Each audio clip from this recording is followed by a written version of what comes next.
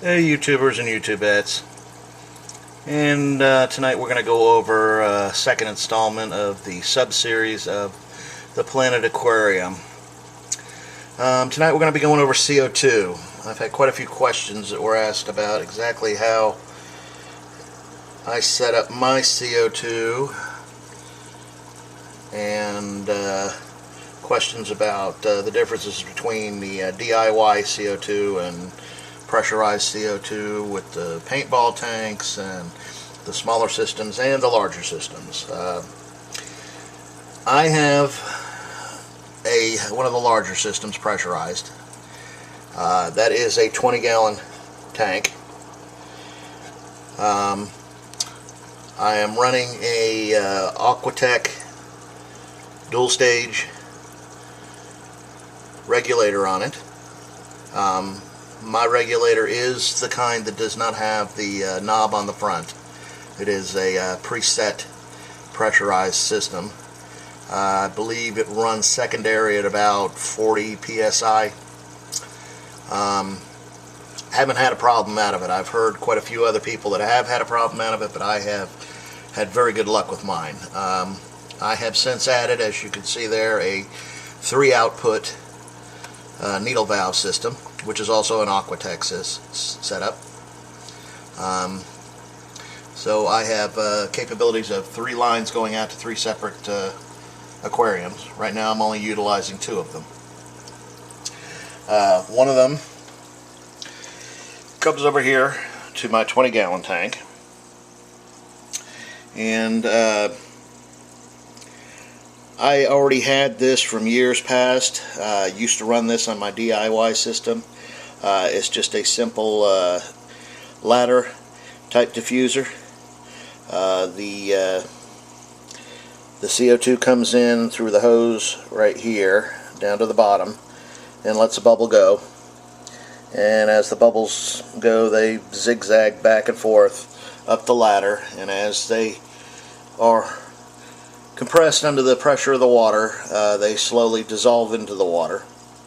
And I don't know if you can tell from this video, but if you look at the bubbles at the bottom and then you follow them up towards the top, you see how much smaller they get, and that is showing that a good bit of it is dissolving into the water. Many times over I've thought about replacing and putting just a regular diffuser, or maybe even an inline diffuser, but you know, it seems to work for the 20-gallon. The plants are lush. There seems to be no lack or needing of CO2, so you know, the old expression, if it ain't broke, don't fix it. So I've decided to just leave well enough alone, and that's pretty much the way I keep that one running. The other line comes over here and goes into the 55-gallon, which you can see. But what it does is it feeds down into, you can see the line going down into an inline.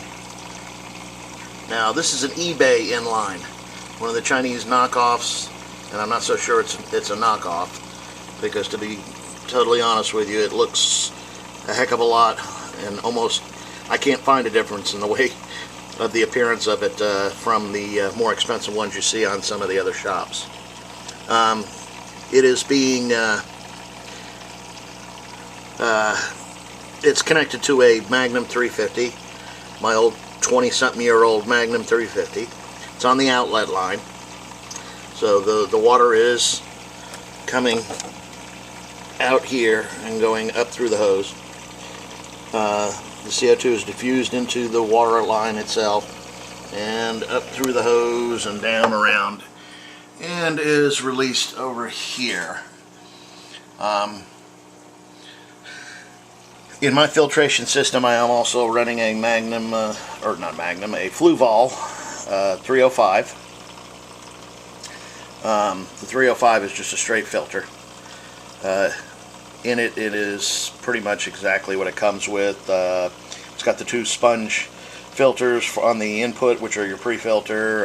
Then it goes down into the bottom cage, which is filled with some more of the spongy material.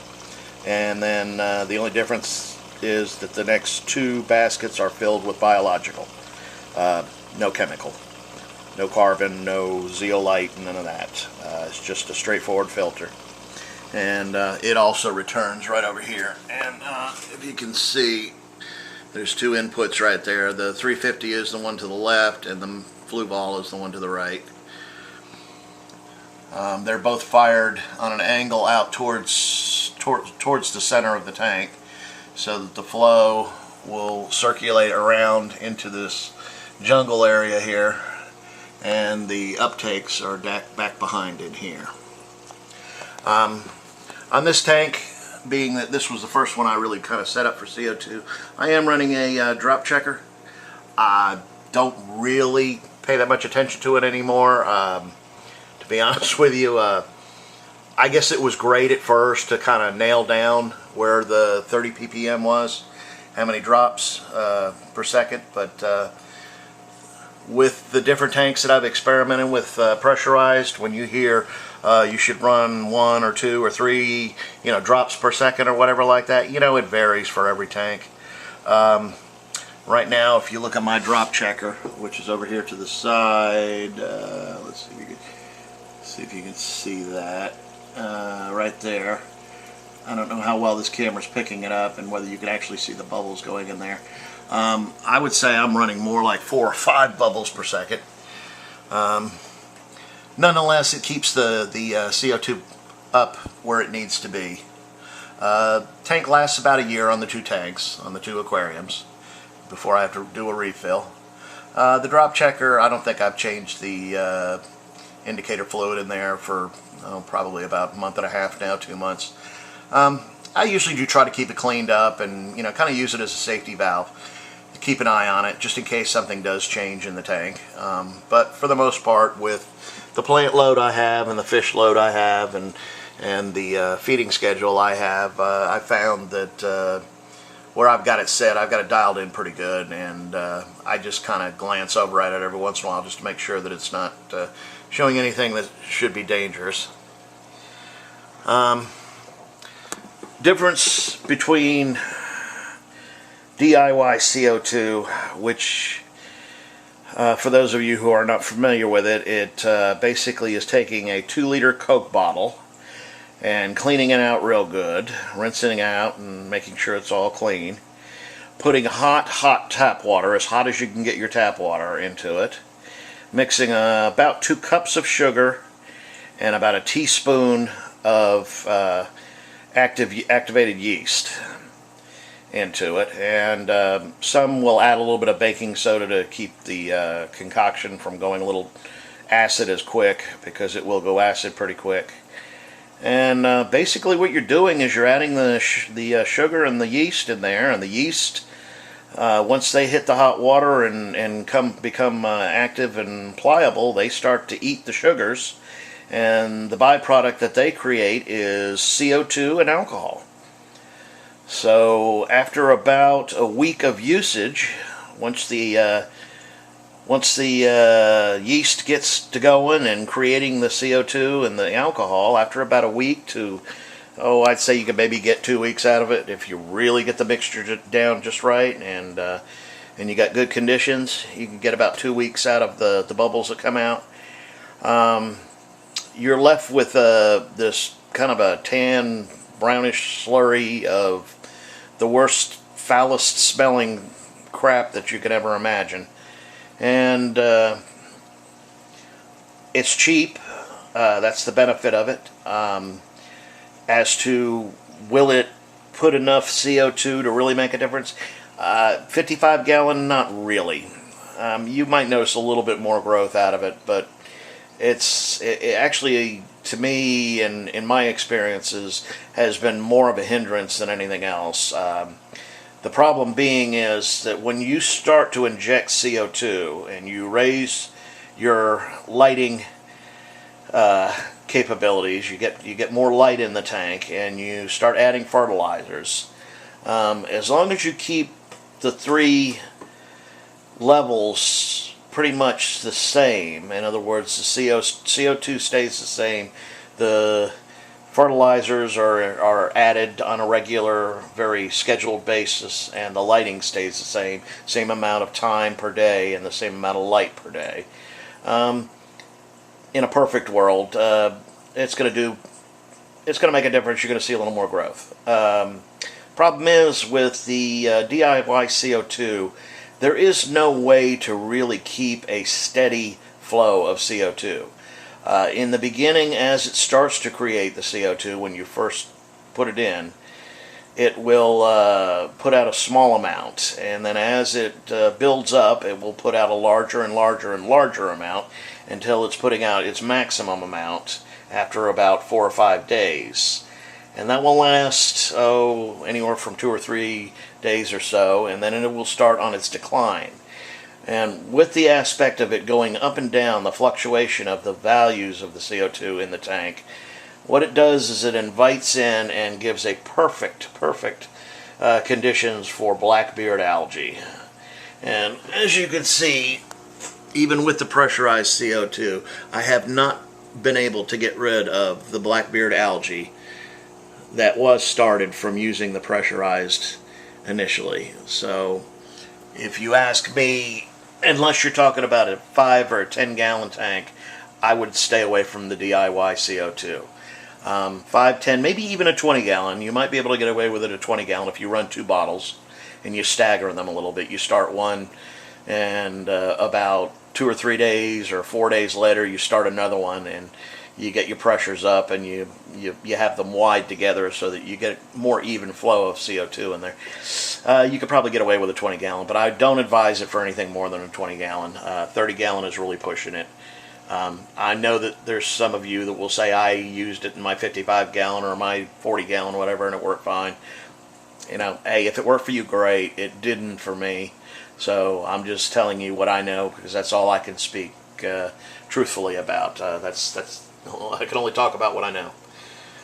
So next step up, when you're talking about the little paint bottle deals and the smaller capsules, yes, you will get a much more even flow. The problem there being is that you got to replace those little capsules. The little ones, like the flu vols, even the 60 or 80 or whatever like that, they're only good for a couple of weeks, if that.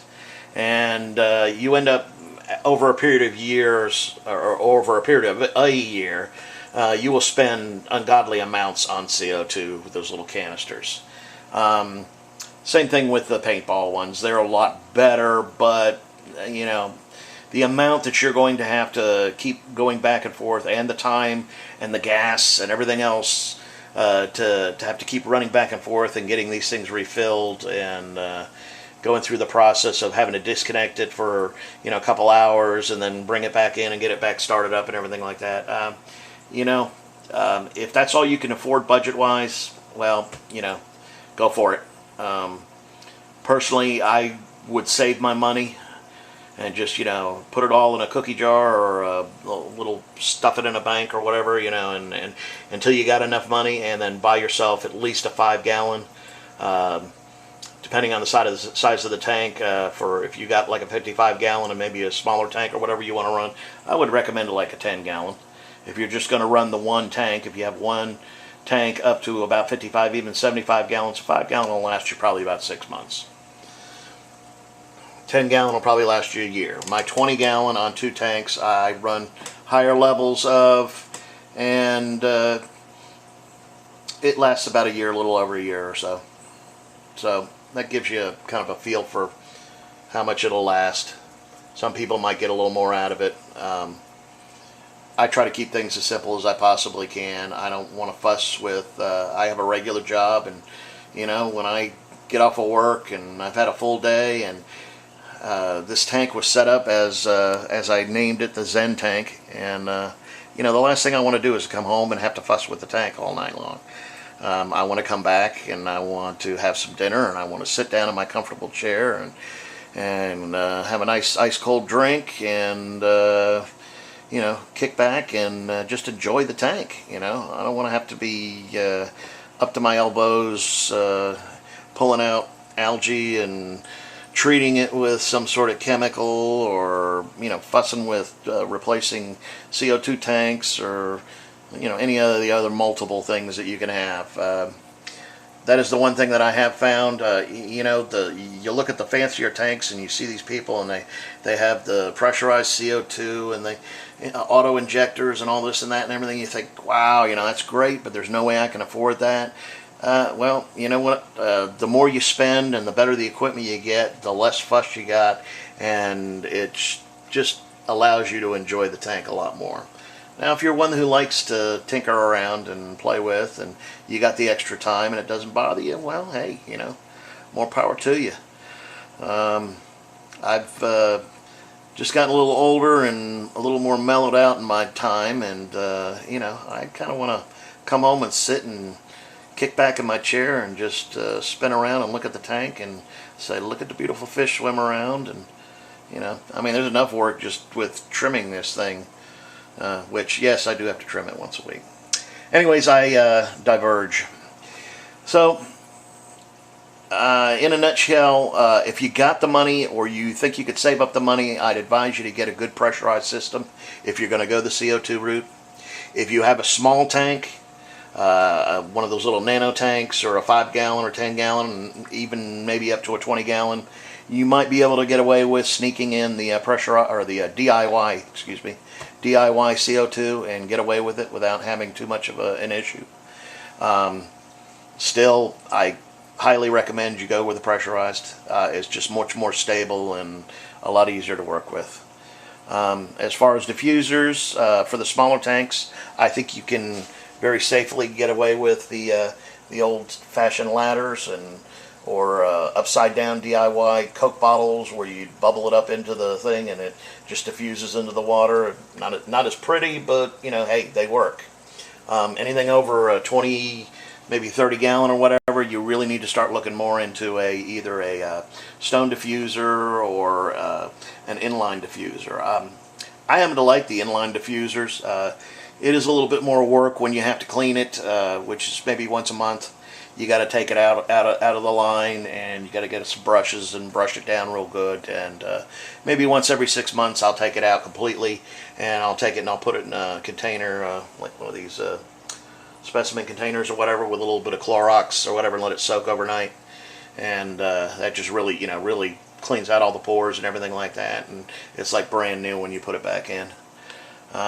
I've been running my Inline for probably about a year now, and other than just general cleanings and one time with the Clorox dip, she is still running pretty good. Hope this was useful, helpful, whatever. It is Friday evening, and I feel like I've done my part, so I'm going to kick back with a nice cold beverage, and I'm going to sit back and enjoy my tanks. And I hope all y'all have a great weekend and have some time to kick back and spend some time with your own tanks. So thanks for watching. Got more episodes coming up on the Planet Tank series, the sub-series. We'll be discussing heaters, and we'll be discussing maintenance and quite a few other subjects. So that's to be coming. And on that, I will say good night and see you soon.